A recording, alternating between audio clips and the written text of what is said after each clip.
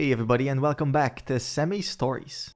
Today we got a couple of great stories from r/ProRevenge, starting with a dad who found out his daughter was being harassed on Minecraft. So my daughter, who was about 8 at the time, was really into Minecraft, as most kids are these days. Also desperately wanting to join the YouTube Let's Play culture, I had installed some screen recording software that would let her make videos of the game she was playing so she could later upload them to YouTube. Anyways, one day I'm minding my own business when I hear her quietly sniffling over on the computer. I asked her what was wrong, but she didn't want to tell me, so I let it go, but I did decide to keep an eye on her. A few minutes later, I discovered what was happening. Someone was harassing not only her, but also all the other kids on whatever server she was on. This kid, we'll call him Little Shithead, or LS, was saying stuff about how he was going to molest my 8-year-old daughter. She told him how old she was, hoping he would stop. How he was going to hack into her IP and steal all of her info, swearing profusely, remember this is a game for kids, etc, etc. By this time I had gotten my fiancée involved, and she was obviously quite upset at what a little a-hole this kid was being.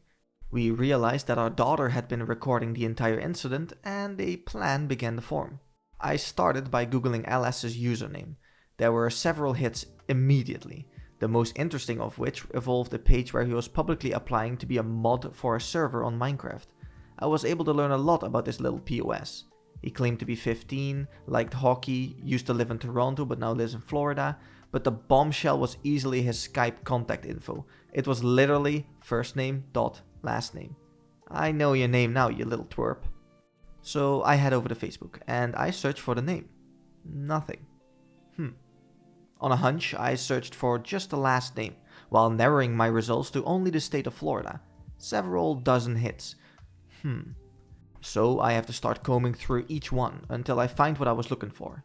A middle-aged man with the same last name, whose profile indicates he was born in Toronto and now lives in Florida.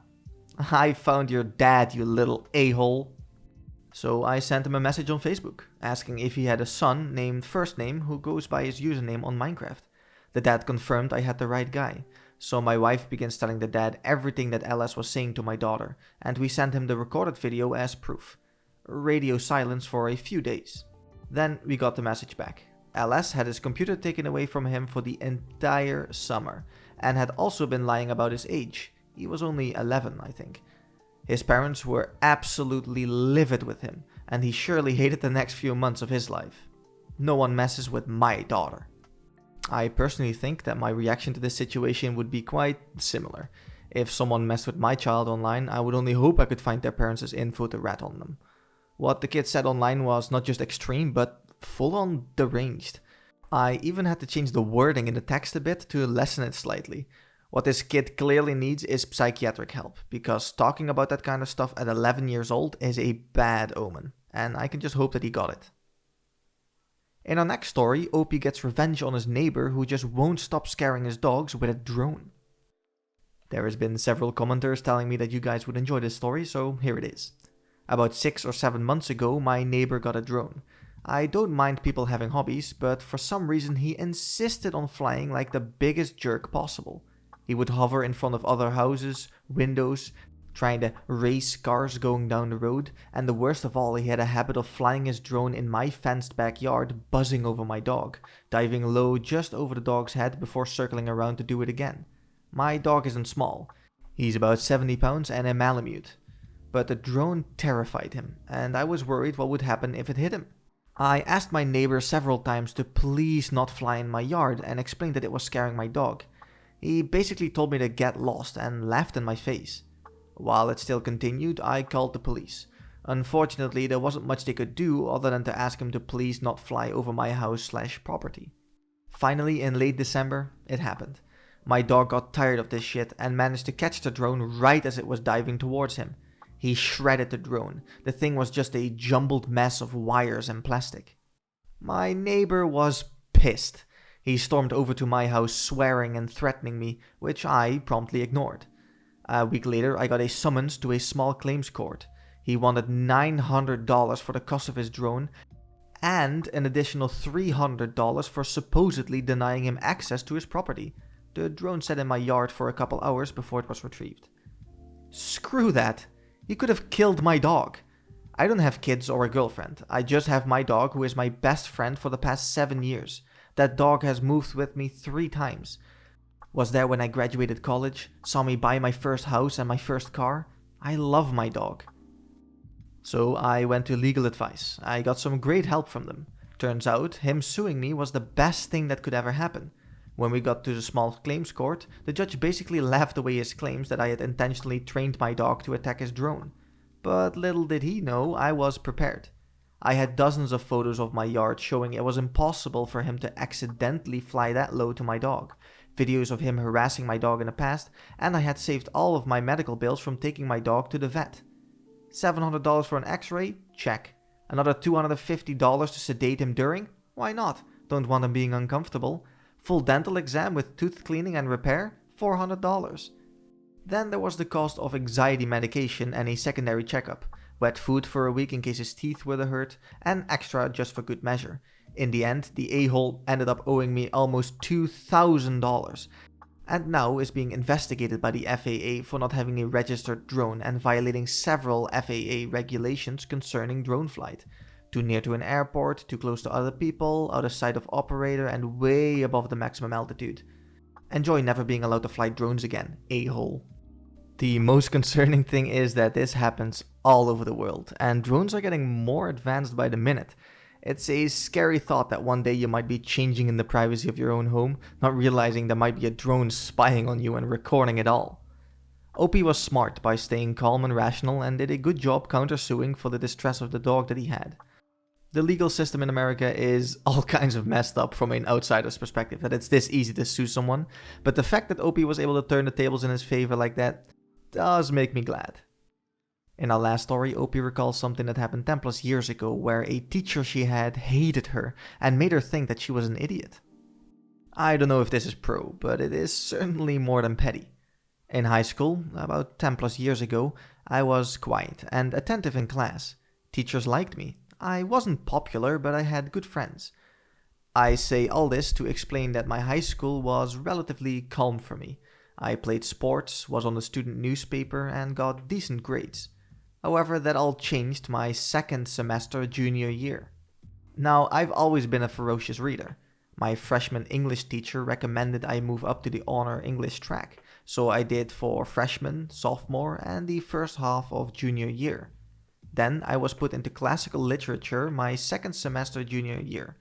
I always loved Greek and Roman stories and had already read your typical high school classical reading list on my own. I didn't mind reading them again until I met Mrs. Umbridge. She put on a sweet facade, but she was downright evil. She also decided she hated me. I still do not know why or what transgression I committed, but she hated me. I assume it was because of my habit of sometimes nodding off in classes. At that time, I had undiagnosed thyroid issues and was getting up at 5 a.m. for swim practice. I say sometimes because it happened maybe twice a month in total in all 8 classes. I don't remember nodding off in her class, but it could have happened. Anyways, her class was 50% essays and written reports. The rest were random quizzes and a couple of tests. I was on the student newspaper and I was a decent writer. I wasn't worried about maintaining a B or up. We wrote our first paper and I got a D. I was shocked. The only class I struggled in was chemistry, and still my lowest assignment grade was a C. After class, I asked Mrs. Umbridge what I did wrong, because her notes were minimal. She told me my assessment of the material was uninspired. Okay, can you direct me in an example of an inspired assessment? Come back during study hall. Thinking she'd have some example materials for me to review, I got a pass to see her during study hall. Nope. She spent the whole full hour basically telling me I was an idiot. I remember leaving and crying because she didn't tell me anything constructive. My friend, the eventual valedictorian, offered to help me on my next paper. My friend and I spent hours on my next paper. She never got below an A- on anything. I got another D. My friend was furious. She took it to her AP English teacher and asked him to review it. She said she was entering a writing competition and wanted some advice. He said it was great, her typical A+ work. My friend, quicker on the uptake, asked me for a copy of my original assignment. She asked her AP English teacher to look over it too, and he said she could enter the first one. This one was still good, he'd probably given an A-, but the other paper was better. My friend was convinced Miss Umbridge was treating me unfairly for some reason, and she must not like me. My friend wanted me to tell my parents or my school counselor. A teacher didn't like me? That never happened. Sure, they didn't all love me, but none had actively disliked me. I decided I'd try one more time, but this time get Miss Umbridge to help me. Despite the previous horrors of spending study hall with Miss Umbridge, I went to her office during study hall 3 times before the next paper was due. She reviewed the paper and gave me tips on revising it each time. She did this in red pen. I took notes. By the time the next paper was due, I had 3 revised versions with her notes in red ink on each one. I got a D+. She smirked and congratulated me on my improvement. Biznatch! I was done. My friend was right. This biznatch had it out for me and was giving me terrible grades on purpose. Listen, I'm a laid-back person, but I was pissed. Never before been this pissed. I took my paper to my newspaper teacher. Sure, he didn't teach English, but our student paper constantly won awards because of his work. I told him I was having trouble in English and could he please look over my paper and give me advice. He was a little confused as to why I didn't ask my English teacher, but he did it. He also told me it was great, but gave me a few minor changes to make. I asked him if he thought it was a B or better. He said he'd give it an A. Not 100%, but a solid A. I went to my friend and we brainstormed. I couldn't request a drop/add. This wasn't college. You just don't switch classes at my high school, unless the teacher recommends an honor placement. That's not true, said my friend. The football and basketball guys get moved to easier classes all the time to keep their grades up, so they're eligible for games. The athletics director was a friend of my dad, so I requested a meeting with him and my swim coach after school one day. I told him I was in danger of losing my eligibility to swim because I was pulling a D in class. I wanted to move classes, but I knew I needed approval from administration, which I wouldn't get without a good reason. They asked if I had requested help. I explained I had asked for help from multiple people, but my grade wasn't improving. I didn't know what to do. They asked to see my papers. I sat while they read them. They both looked at me confused. Neither of them could understand how those papers were worth only a D. The student VP was brought in. He asked who helped me. I explained my friend. He knew who she was, again, future valedictorian, and she had even asked her AP English teacher to look over it for advice. I had also asked my newspaper teacher to help me. The student VP asked if I had actually asked my teacher for help. I smiled and handed him the 3 revised versions of paper number 3 with Miss Umbridge's red ink all over them. He frowned. The AP English teacher and my newspaper teacher were pulled into the meeting. They were each asked to grade the papers. All 3 papers got an A- or better. While this was going on, my dad was called in by the athletics director. My dad was pissed. He demanded I be moved to another class, and that Mrs. Umbridge be put under review. Clearly, she wasn't grading students on their own work, but on her own personal opinions. The school administration obviously bristled at the accusation that a teacher was treating students unfairly. A lot of arguing that I wasn't allowed to sit in on occurred in the VP's office. I could hear plenty of yelling as 6 adult men argued over the appropriate next steps. It was decided that myself, my dad, the VP, and the athletics director would have a meeting with Mrs. Umbridge. The following morning before school, we all met.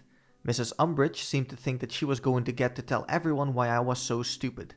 VP explained that if I maintained a D in her class, I would lose my extracurricular eligibility, and we were all meeting to discuss what to do.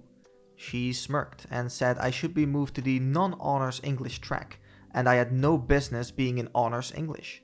I didn't have the aptitude to understand the complex classical literature they were studying, and I would probably need a tutor to even get through basic English. I have never seen my father so red, and I half expected to see steam coming out of his ears. VP asked why she didn't try to help me improve. She said it was up to students to put in the initiative to get better. The VP asked if that meant I had never asked for her help. She said I had not. The VP then pulled out the 3 revised versions of paper number 3 and handed them to Miss Umbridge. Now it was her turn to be read. She called me a liar and said that those notes weren't hers. Things got heated and I was asked to leave again. I sat outside the office. This time the secretary was there and we both heard the shouting. School was set to start in 30 minutes and they were all just shouting. Then the AP English teacher and the newspaper teacher were called in again. More shouting. About 5 minutes to the start of the classes, the teachers left and I was called back in. If looks could kill, I'd have died then and there where Miss Umbridge walked out of the VP's office. I was being moved back to basic English effective immediately. My current grade would not carry over. I would not need to make up for any past assignments and the new teacher would be instructed to grade me only on the assignments going forward. My new English teacher, Mrs. Honey, ended up being the English department head. She was at least 65 and had been doing this for decades. After 2.5 years of honors English, this class was easier than PE. I barely had to try to get an A, but I refused to let Mrs. Honey think Mrs. Umbridge had been right. I tried harder in that class than any other class that semester. I finished projects so quickly that I was asked to tutor a girl struggling in the class. I spent half the class period just helping this girl understand the material. I helped her go from a C- to a B+. I got something like 104% in the class. At the end of the semester, Miss Honey called me into her office during study hall. She was recommending I return to honors English for senior year. I must have looked panicked because she assured me that Miss Umbridge will not be my teacher. In fact, she would not be anyone's teacher. She was leaving at the end of the school year. Miss Umbridge was only in her late 20s and unmarried, too early to retire, and my school was one of the best paying school districts in the state. I knew what leaving meant, but Miss Honey still explained that I was put in her class on purpose. The school administration trusted Miss Honey to determine the truth of Miss Umbridge's claim that I had basically been a lying idiot. Miss Honey stated I very clearly belonged in honors English. She apologized if her class had not been challenging enough for me. I cried. I mean full on ugly snot crying. I didn't realize it, but part of me had actually believed Miss Umbridge up until that moment. Miss Honey hugged me and consoled me. I spent senior year in honors English and spent my study hall tutoring Mrs. Honey's struggling students. To this day, I think about that awful woman fairly regularly. My career is strongly writing based, and I still worry obsessively over my writing. I hope she never thought again, because she wreaked havoc on my self-confidence. It is awful that some teachers go into the profession with the wrong reasons. I personally know how damning comments from teachers can be on your confidence, making you feel like you aren't good enough. Those bad apples that do not support the children need to go, and I'm glad OP accomplished this without any harshness. Now, do you guys have any good stories about your school experience, people invading on your property, or maybe even online game drama? Be sure to let me know your thoughts down in the comments. Like and subscribe the video if you enjoyed it, and I'll speak to you all in the next one. See ya!